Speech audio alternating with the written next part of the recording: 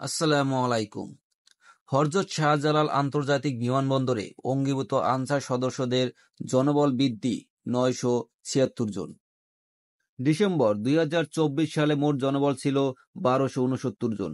এখন জানুয়ারি ২০২৫ সালে মোট জনবল এসে দাঁড়িয়েছে ২২৪৫ জন।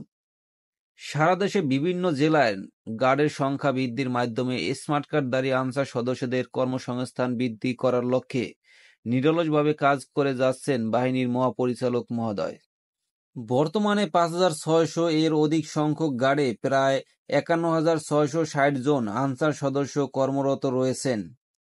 বাহিনীর পক্ষ থেকে ধারাবাহিক চেষ্টা এবং আনসার সদস্যদের ক্ষমতা বৃদ্ধির সাথে তাদের পেশা, দায়িত্ব ও সেবা প্রদানের মান উন্নত হওয়ায় সেবা প্রত্যাশী সংস্থার আস্থা বৃদ্ধি পেয়েছে।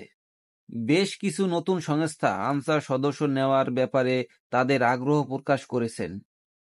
চলতি মাসে ঢাকা হযরত শাহজালাল আন্তর্জাতিক বিমানবন্দর টার্মিনাল ১ ও ২ এ নতুন করে ৪০০ জনবল এবং টার্মিনাল ৩ এ ৫৭৬ জন জনবল, মোট ৯৭৬ জন জনবল বৃদ্ধি পেয়েছে।